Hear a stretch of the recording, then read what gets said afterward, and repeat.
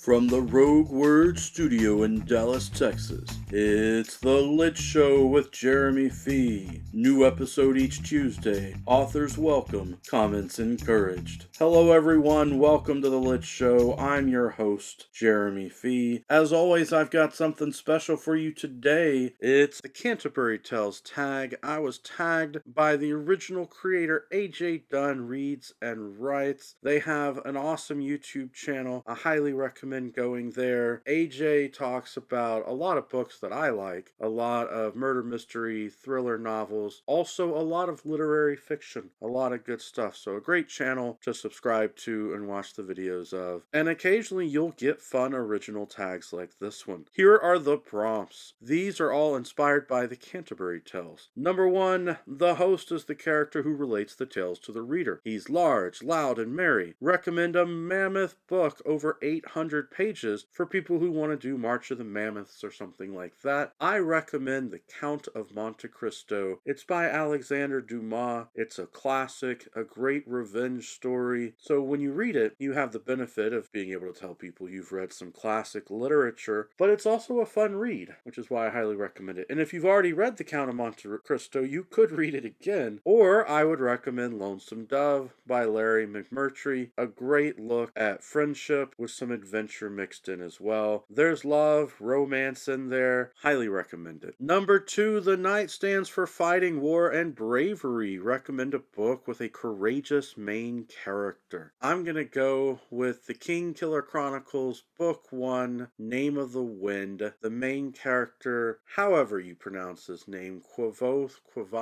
He's a fun, adventurous guy. There's a lot that happens in his life. Devastating, horrifying stuff. Really, he has a horrible childhood. It shapes him into the adventurer that he becomes. Patrick Rothfuss, the author, has an amazing prose writing style. Comes across very well. Number 3, The Wife of Bath stands for marriage, sex, and arguing. Tell us about a book with a strong female character. I highly recommend Shakespeare. There's a very strong female character in Henry VIII, and the British Broadcasting Company's production that they have with a TV film recording of it has Claire Bloom in that role, and she is one of the best actors of all time. She was also the lead in A Doll's House by Henrik Ibsen when that play was turned into a film, and that's another strong female character role that I recommend, with a woman trying to find her identity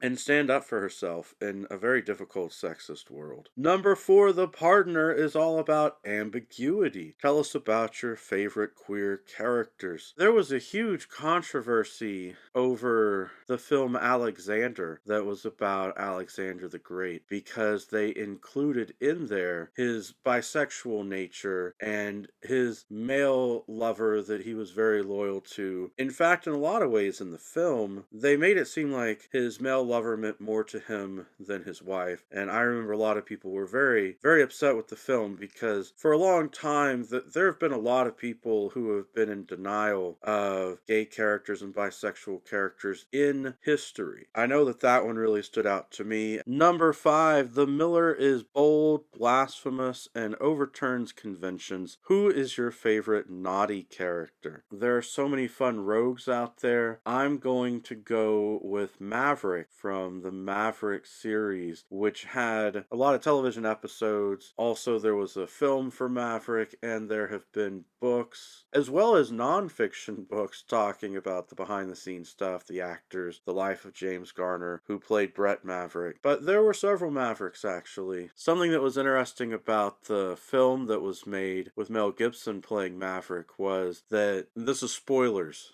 if you haven't seen Maverick, James Garner actually has a role in the film in which he is playing a marshal named Cooper, but he's actually the original Maverick pretending to be Coop, you find out in the end, which means Mel Gibson is really playing Maverick's son, who is also named Brett Maverick. Number 6, The Prioress is modest, quiet, and compassionate. Recommend a book that you don't hear much about on BookTube. I'm gonna go with the sequels and prequels sequels to The Lonesome Dove. The Streets of Laredo is, to me, just as good and powerful, really, as The Lonesome Dove. It's a great sequel. And the prequels are really good, too. They're a lot of fun getting to see the characters in their younger years. Number 7, the monk cares little for the rule of work and prayer. Tell us about an unconventional character. I'm actually going to go with a monk character. Ken Follett, in his book series with The Pillars of the Earth, provides an amazing character who is a monk, but doesn't necessarily go along with all the monk beliefs, and who questions some of the corruption that's there in the religious order. So I highly recommend The Pillars of the Earth. It's another mammoth if you like reading big, long books. Number 8, The Friar is all about confession. Confess to us. Have you ever read the Bible or other religious texts all the way through? My answer is yes. When I was in college, I very much wanted to understand the Bible. So I just went through, started with the Old Testament, and read through the stories. And there are a lot of shocking things in there because, most people don't bother reading the whole text. One of the things that surprised me most was the sorcerers. That in the Old Testament, there are passages about sorcerers living on the earth and how all the sorcerers were hunted down and killed. Some religious people are really scared of magic. Number 9, the summoner is lecherous and a drunk who tries to sound more educated than he is. Tell us about a book that sounded better than it was. Oh gosh, there are so many books that sell themselves with great marketing and then don't necessarily turn out to be as good as you thought they would be. Or they're not what they were hyped to be. So with that, I'm going to go with that Lucy Foley mystery that I read. I'll put it on the screen. I can't remember the title off the top of my head. It had a little blurb on the book that said that it was like an Agatha Christie novel, and it wasn't. It was a fun murder mystery story, but it was nothing like an Agatha Christie novel. So I really wish they'd be more careful with their blurbs and how they sell certain books, because I would have enjoyed the book a lot more if I wasn't expecting it to be like an Agatha Christie story. Number 10, The Parson is Poor but Rich in Thought and Deeds. Tell us about a book that gave you more than you expected. I'm going to go with Stephen King's book Misery. Oh, hey, kitty. One of my cats is here, meowing for attention. Misery was so good. I did not expect for the villain to be such a great, interesting character. I did really enjoy that book. Number 11, The Squire stands for youth, beauty, and courting. What book did you fall in love with when you were a youth? I really enjoyed the Douglas Adams books for The Hitchhiker's Guide to the Galaxy, and it was called a trilogy, even though it had more than 3 books in it, which was really fun. Number 12, The Clerk says little, but his words are wise and morally virtuous. Tell us about a short book that made you a better person. A short book that made me a better person.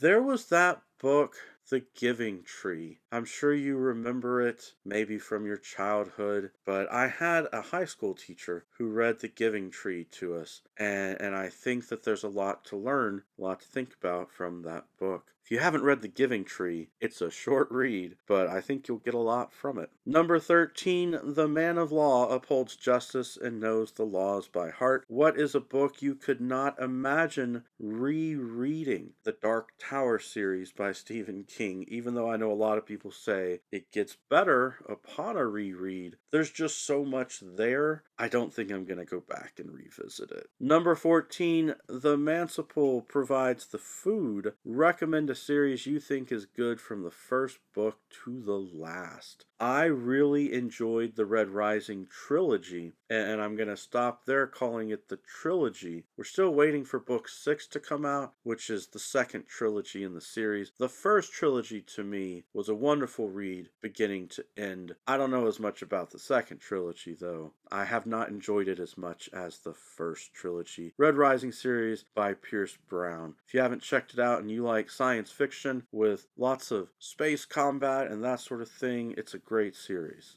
Number 15, The Merchant deals in furs and cloth and is powerful and wealthy. Recommend a book with a powerful message or theme. One of my all-time favorite books is actually a Star Trek Deep Space Nine novel that came out after the series ended. It's by Andrew Robinson, who was the actor who portrayed one of the characters on the show, Mr. Garrick. The book is called A Stitch in Time. It is about the life of a spy assassin. He is an alien to us, of course. He's a Cardassian, so you don't actually have to know Star Trek or Deep Space Nine or all that, though if you're a big fan, I think you'd get even more out of it. But you get his childhood, you understand his adulthood, and everything that happens to him as he tries to help rebuild his world. In a sense, he's also rebuilding himself and his sense of identity. I think that there's a lot there, a lot that you could get out of it. Number 16, The Shipman is a wine-stealing rascal. Tell us about a side character who steals the spotlight.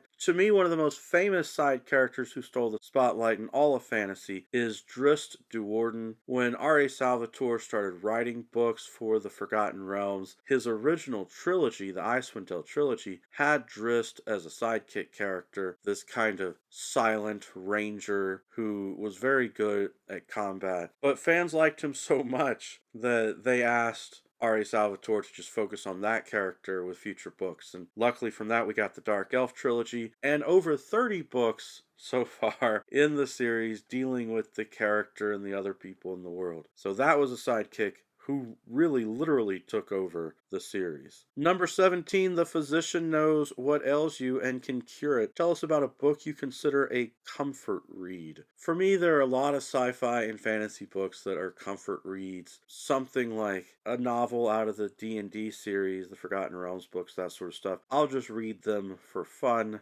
One that stands out is The Temple of Elemental Evil. I know I've talked about it before. Stories in which characters deal with elemental evil and fight against elemental evil and that sort of stuff, I think they're a whole lot of fun. Number 18, The Franklin is not a vassal or a noble, but a free man. Recommend a book about freedom in any form. For this, I'm going to talk about John Gwynn's book, The Shadow of the Gods, because when you talk about freedom, you're also talking about the inverse of that, which is people who are held captive and then they get to experience freedom when they break free from that, and we do see that with the character in the story. I think it's really interesting. I also just love the writing in that book. I highly recommend The Shadow of the Gods. It's great fantasy. Number 19, The Reeve is believable on the outside but lies on the inside. What book was different than what the blurb led you to believe? Oh, I've really already answered this with that Lucy Foley book that I mentioned earlier. This is what I get for not,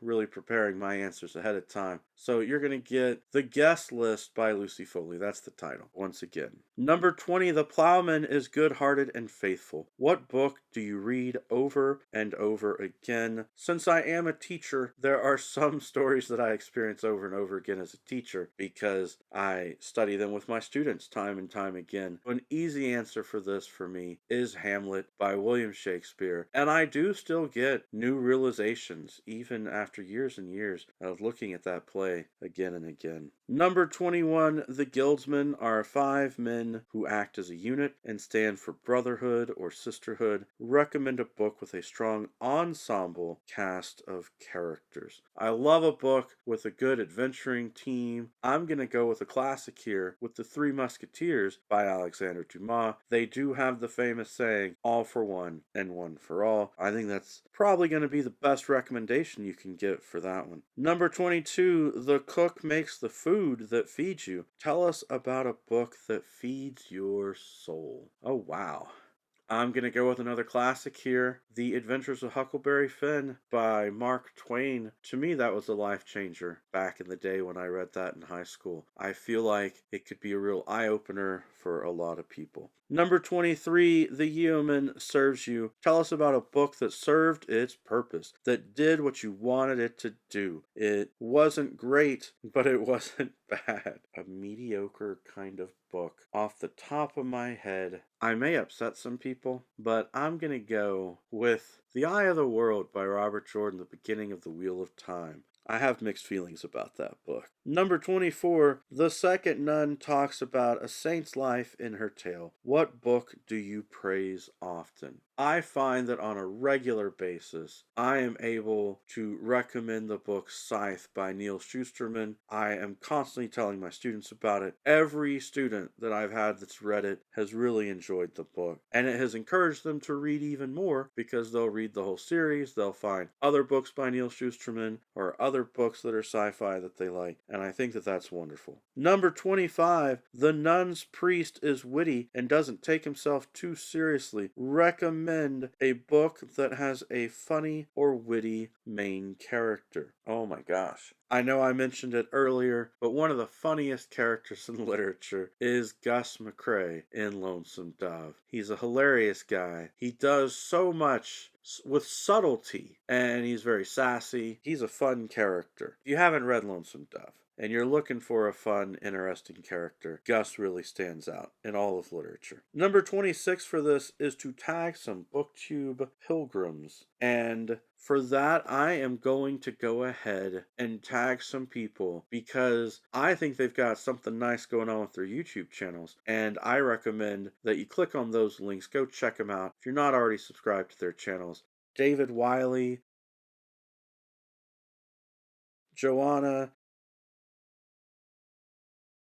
Alan had Big Hard Books and Classics. The Book Buds. Every day is a good day for a book talk or a tag, but especially a Tuesday because the Lit Show is on Tuesdays. Peace.